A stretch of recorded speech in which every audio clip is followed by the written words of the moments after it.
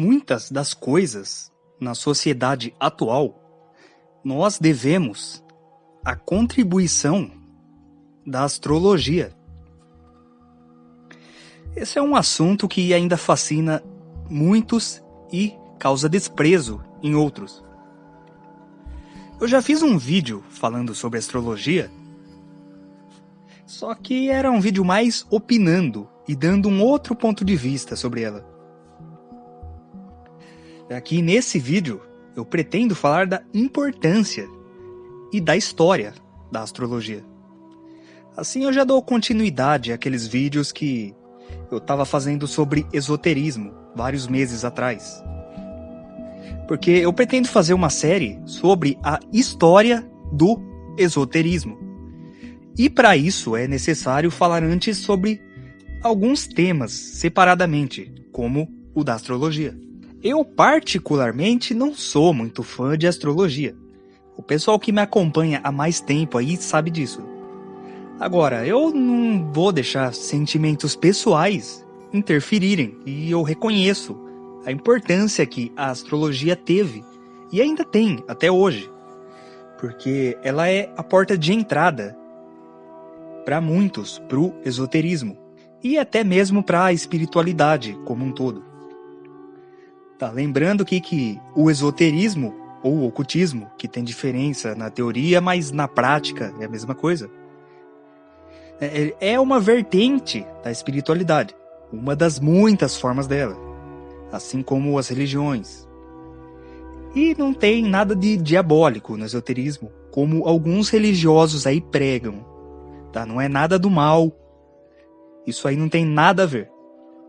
Quem não viu o meu vídeo onde eu falo sobre isso, sugiro que veja, porque ele serve ao mesmo tempo como uma introdução a essa playlist. O link está no card e na descrição. Mas voltando aqui, a astrologia também é uma faca de dois gumes, porque apesar de ter essa importância toda e de ser a porta de entrada para muitos, ela também é a área onde mais existe charlatanismo. E isso causa a descrença daquele pessoal mais cético. E como ela está associada com a espiritualidade, logo essa segunda fica desacreditada também. Mas agora vamos ao que interessa. Qual a importância da astrologia? Bom, muito do que hoje a gente conhece por astronomia, antigamente era a astrologia. A princípio, as duas eram uma coisa só. 10.000 anos atrás, o homem já fazia marcações dos períodos de lua, períodos de sol. As civilizações mais antigas do mundo usavam a astrologia, marcando as épocas do ano, solstícios, equinócios, para plantações, colheitas, pescas, para sobrevivência de modo geral. Embora muitos acreditem que ela tenha surgido ainda na pré-história. Os homens pré-históricos olhavam para o Sol e com o tempo foram percebendo que o Sol e a Lua tinham seus movimentos, seus ciclos, cada hora estavam em um lugar diferente. E eles começaram então a relacionar esses movimentos com a natureza. Tanto que o Stonehenge acredita-se que era um observatório astronômico, além de vários outros locais antigos pelo mundo. Basicamente, esses povos antigos possuíam uma relação com a natureza e com o cosmo. E a astrologia foi se desenvolvendo cada vez mais, até que as primeiras civilizações passaram a associar isso não apenas com a natureza, mas com o ser humano. No início, a astrologia era bastante utilizada para prever catástrofes, períodos de bonança, dificuldades, épocas para se realizar grandes eventos, coroações de reis. E aos poucos os astrólogos começaram a traçar os mapas, o que hoje a gente chama de mapa astral. Eles começaram a fazer os seus reis, inclusive prevendo as mortes de alguns, fracassos, sucessos. E com o tempo ela passou a ser aplicada também a pessoas comuns, a fim de estudar a sua personalidade, sua história e os potenciais das pessoas. Um dos povos mais antigos, que se sabe que possuía muito conhecimento astronômico, eram os caldeus, que era um povo que vivia na Caldeia, um território no sul da Mesopotâmia, que mais tarde se tornou a Babilônia, e que hoje é onde fica o Iraque. Eles viveram no século X a.C. Como eu disse, a astrologia é bem mais antiga que isso. Mas esse é o primeiro povo que se sabe que tinha conhecimentos assombrosos em astronomia. Os caldeus conheciam os planetas até Saturno, conhecimento que depois se perdeu aí na história e só foi redescoberto uns 400 anos atrás, com o Galileu Galilei. E esse pessoal, os caldeus, já sabiam disso, lá 3.000 anos atrás. Eles também conheciam muito bem as fases da Lua e previam com precisão os eclipses. Também foram eles os primeiros que traçaram os limites da elíptica e dividiram ela em 12 partes, que se tornaram o que a gente conhece hoje por signos do zodíaco. Os caldeus perceberam também que determinadas épocas ou signos produziam certos traços de caráter e personalidade. E com isso eles criaram toda a base da simbologia, que hoje é a astrologia. Depois esse povo foi dominado pelos babilônicos, e muito desse conhecimento se perdeu. Mas não totalmente. Ele sobreviveu de forma secreta, e se mesclou com os conhecimentos egípcios e gregos em astrologia, que eram menos precisos. E aí, então, virou um conhecimento esotérico, ou seja, oculto. Aquilo que a maior parte da população não tem acesso. Principalmente com a ascensão da Igreja Católica, alguns séculos depois. Os membros de sociedades secretas tinham acesso a esse conhecimento de astrologia, mas corriam o risco aí de serem mortos pela igreja, né? Durante a Renascença, muitos começaram a se interessar por astronomia, como o próprio Galileu, que eu já citei. E aí que começou essa divisão entre astronomia e astrologia, ficando a astronomia como a parte do estudo dos astros, no campo físico, né? E a astrologia com a parte da simbologia, dos signos e das previsões, através de cálculos matemáticos. Mas ainda era considerada coisa do tinhoso. Tem gente aí que ainda considera até hoje, né? Então, a sociedade de hoje tem muita influência da astrologia. Ciências como a astronomia, que a gente já viu, surgiu do conhecimento dos antigos, de observação dos astros. E a psicologia também foi influenciada pela astrologia. Carl Jung, um dos nomes mais importantes na psicologia, ao lado de Freud. Aliás, o Jung foi aluno do Freud. Mas o Jung estudou muito sobre esoterismo e uniu isso à psicologia. A questão dos símbolos, dos arquétipos, ele se baseou muito em conhecimentos esotéricos. Eu não sei dizer se ele fazia parte de sociedades secretas, porque na época dele, o conhecimento esotérico já não era algo assim tão restrito. Já tinha muitos livros sobre o assunto, e ele estudou bastante. E, obviamente, ele sofreu preconceito por parte do meio acadêmico e científico. Mas ele estudou bastante astrologia também, para determinar as diferentes personalidades do ser humano. Então, a astrologia sempre influenciou a sociedade. Agora, enquanto que a astronomia é considerada uma ciência, a astrologia é considerada pseudociência. Ou seja, o meio científico e acadêmico não reconhece a astrologia como ciência, embora os astrólogos afirmem que ela é uma ciência. Isso porque a astronomia tem seus objetos de medição, os telescópios, entre outros. E a astrologia não se utiliza de instrumentos, mas ela usa bastante de conhecimentos em ciências ocultas. Matemática, geometria, que aliás meu vídeo anterior foi falando sobre isso, e até de ética. Então, os astrólogos de verdade têm um conhecimento monstruoso. Agora, hoje em dia existe muito charlatanismo. Na verdade, sempre existiu, mas na nossa época, auge do capitalismo, isso é pior, porque muito se utiliza o nome da astrologia para fazer falsas previsões. Vender revistinhas de horóscopo, falar de signos, ascendentes. Dizem até que a posição dos planetas em um dia determina os nossos sentimentos. Aquele negócio de Lua em Saturno, Lua em Marte.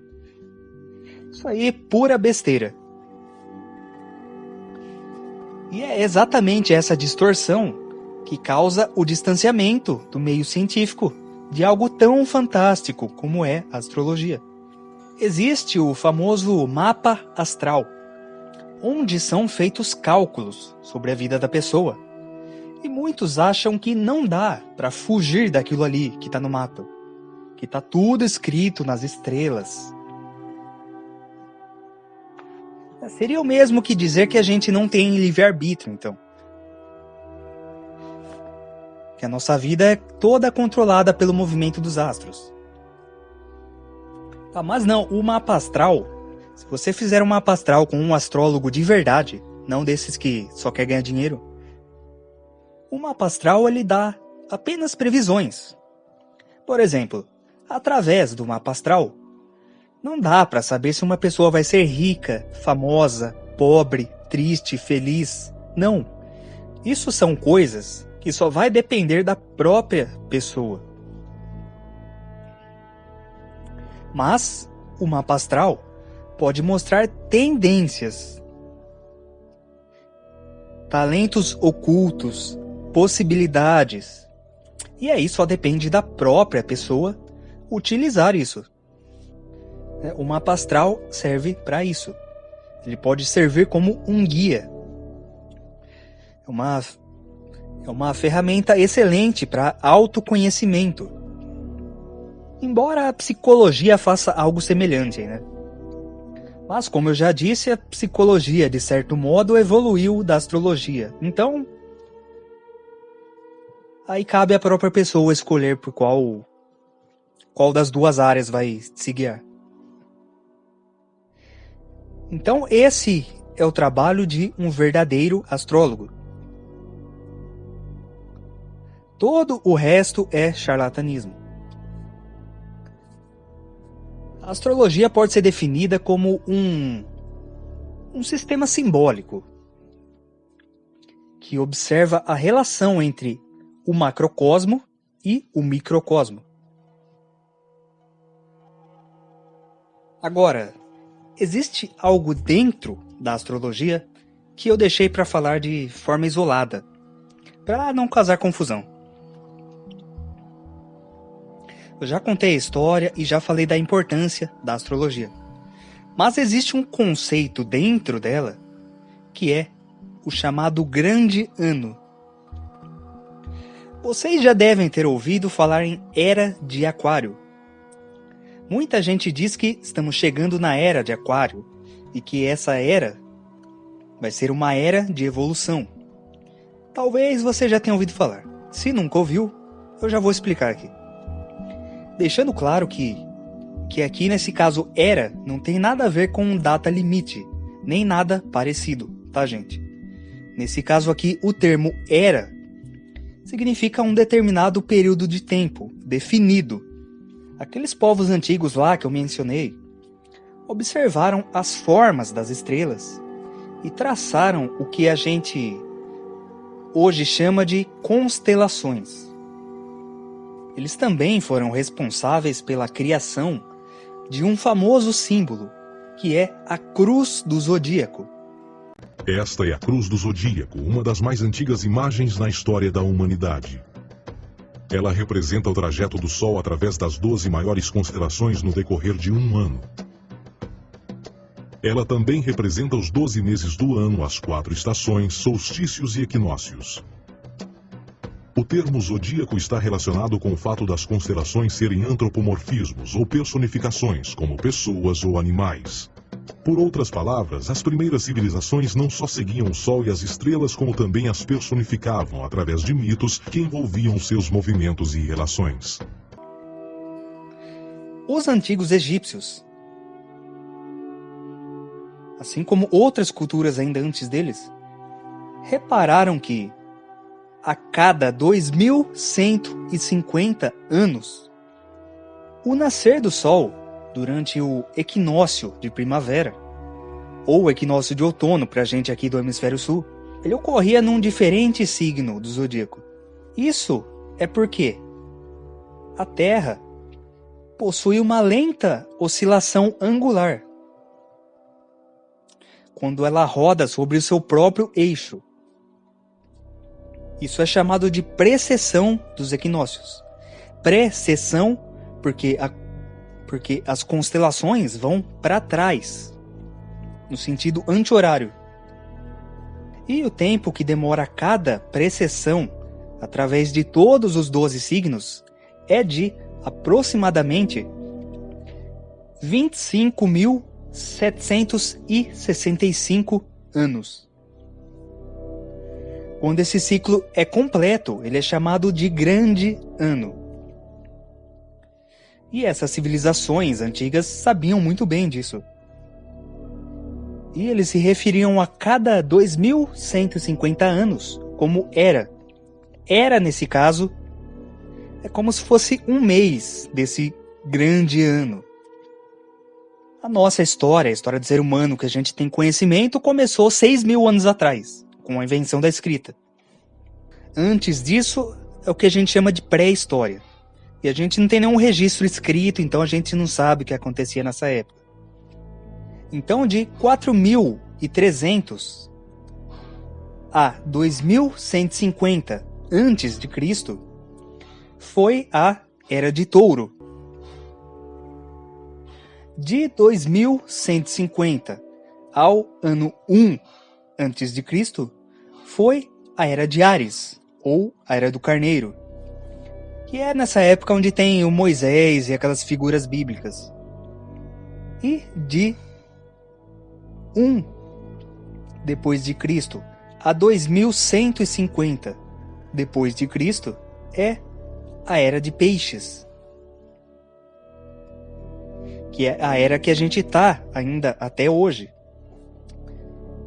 E em 2150 a gente vai entrar na nova era, a Era de Aquário. Lembrando que aqui, quando eu digo era, é esse período de 2150 anos. Tá? Não tem a ver com era no sentido de comportamento, era, data limite. Tá? Não confunda as coisas. Muita gente diz que a gente está entrando agora na Era de Aquário, mas não. Era de Aquário a gente vai entrar no ano 2150. Acontece que hoje em dia o pessoal da nossa época parece que quer ser o centro das atenções, né? E acha que tudo vai acontecer hoje na nossa época. O apocalipse vai ser hoje, a entrada na Era de Aquário, a volta de Nibiru, que é aquele planeta vermelho, que dizem que se aproxima da Terra de tempos em tempos, mas isso é assunto para um outro vídeo também. Tá, mas caso esse planeta exista mesmo, também não vai ser agora que ele vai voltar, não está na época dele voltar. E em relação à data limite do Chico Xavier, é outra coisa, que eu já fiz um vídeo detalhando e explicando tudo direitinho. Agora, há quem diga que a Bíblia, além de outros escritos religiosos aí, foi escrita de acordo com esses movimentos. Segundo alguns, o Moisés representaria a era do carneiro e Jesus a era de peixes. Tem quem diga que Jesus não disse "estarei com vocês até o fim dos tempos", que isso é um erro de tradução, e que na verdade ele disse "estarei com vocês até o fim da era", até a era de Aquário. Eu não vou me estender sobre isso porque pode gerar muita polêmica. Mas é como diz aquele aviso que eu coloco no início de todos os vídeos aí, né? Eu não tô aqui para pregar verdade absoluta nenhuma, apenas para mostrar o conhecimento e quem assiste decide se acredita ou não. Em Lucas 22:10, quando Jesus é questionado se a próxima passagem será depois de ele ir embora, Jesus responde: "Eis que quando entrardes na cidade, encontrareis um homem levando um cântaro de água. Segui-o até a casa em que ele entrar." Esta escritura é de longe a mais reveladora de todas as referências astrológicas. O homem que leva um cântaro de água é Aquários, o portador de água, que é sempre representado com um homem despejando uma porção de água. E surge em Mateus 28:20, onde Jesus diz: "Eu estarei convosco até o fim do mundo", dos séculos em português. Contudo, na tradução inglesa da Bíblia, a palavra mundo está mal traduzida. A palavra realmente usada era aion, que significa era. Eu estarei convosco até o fim da era. Segundo alguns ainda, os acontecimentos bíblicos aconteceram de fato, e os personagens existiram, de fato, mas eles foram modificados e recheados com essa simbologia astrológica. Por isso, essas referências. E nisso eu acredito, mas é uma opinião pessoal. O início do documentário Zeitgeist detalha muito bem isso. Embora ele seja meio sensacionalista nessa parte, e já provaram que tem algumas informações erradas ali, mas no contexto geral ele está correto. Recomendo que quem nunca assistiu assista.